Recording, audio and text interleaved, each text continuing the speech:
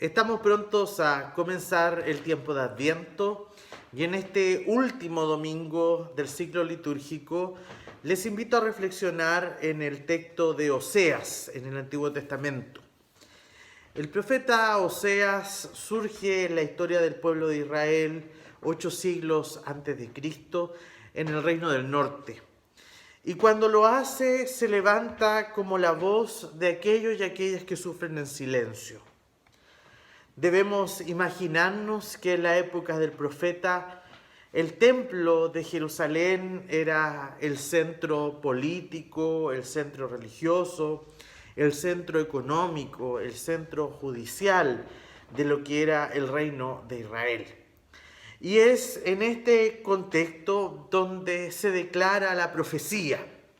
Y la profecía decía que se alejaban y a los Baales sacrificaban y a los ídolos quemaban incienso. Esto nos declara el capítulo 11, verso 2 del texto de Oseas.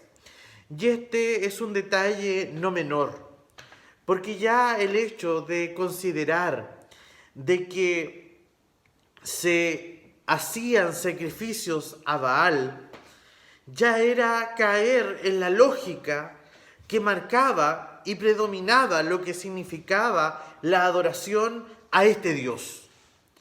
Baal era el dios de la fertilidad y el modelo de adoración que él proponía, o que proponía también sus religiosos, era el producir y producir y producir, porque ese era sinónimo de éxito, era sinónimo de una buena adoración. Y ante esto nos da la sensación de que el templo de Jerusalén fue profanado por el hecho de adorar este ídolo, y no solo eso, sino haberse convertido, en otras palabras, en una bolsa de comercio. Por eso que cuando el texto nos habla de la idolatría y de la adoración a Baal, no debemos imaginarnos un tiempo malo para el pueblo de Israel. Porque para muchos era un tiempo de paz, para muchos era un tiempo bueno, era un tiempo de tranquilidad. Para otros es un tiempo de un despertar económico fecundo. Pero es en esa palabra, en ese contexto, donde aparece la voz que incomoda, la voz que molesta, la voz que en medio de todo lo bueno que estaba sucediendo supuestamente aparece declarando la idolatría. A diferencia de los otros profetas del Antiguo Testamento, que lo que denuncian es lo que ven, Oseas, por lo visto, lo que denuncia es lo que él siente. Lo que denuncia es la experiencia que él está sintiendo al ver su pueblo que está yendo hacia otros caminos. Se dice en varios comentarios bíblicos de que el libro de Oseas es el Evangelio de Juan del Antiguo Testamento. Y esto se declara por el hecho de que el libro de Oseas va a hablar del constante amor de Dios.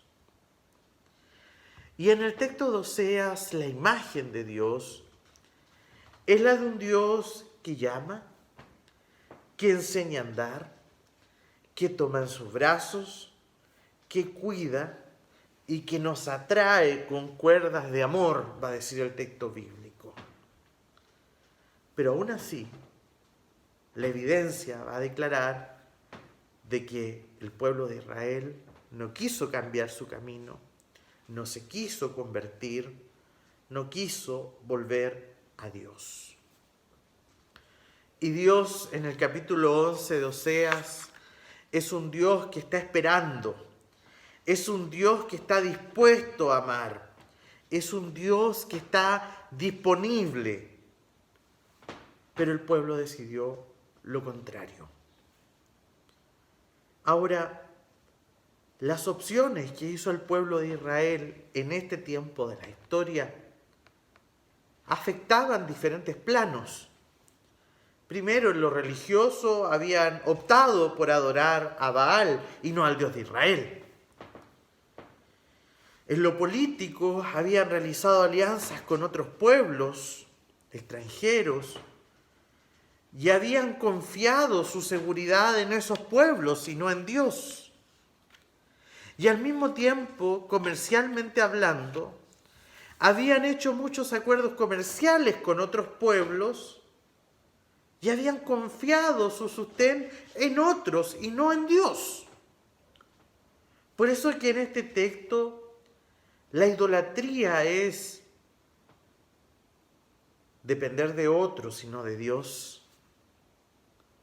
Depender de las armas y de la guerra y no de la protección de Dios. Y al mismo tiempo confiar en otros dioses y no en el Dios de Israel.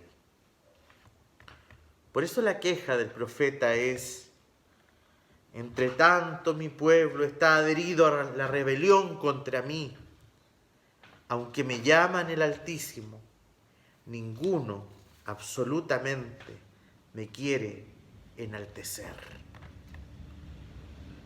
Pero el profeta nos presenta a un Dios que no actúa bajo la ley del talión, el ojo por ojo o el diente por diente. En otras palabras, la práctica era: quien pecaba merecía un castigo. Pero el texto de Oseas va a evidenciar de que hay algo que supera el castigo, que supera la ley. Y ese algo es la práctica del amor. La imagen de Dios que necesitamos recuperar a la luz de la historia del profeta Oseas es la imagen de ese Dios que se identifica en el versículo 8. Mi corazón se conmueve dentro de mí, se inflama toda mi compasión. Ante las malas decisiones, ante las malas opciones, ante el mal camino, Dios se nos presenta como un Dios que se conmueve, como un Dios que tiene compasión. Quizás la condenación, el castigo, el pecado, la culpa, humanamente era lo que hubiera correspondido para el pueblo de Israel. Pero la última palabra, la palabra que Dios anuncia en este texto, es el incomparable amor de Dios, que quiere atraer con cuerdas de amor a su pueblo, que nos toma en sus brazos y nos cuida. Hermanos y hermanas, el otro texto de este domingo era la parábola de los talentos. Un texto muy conocido para nosotros, los cristianos.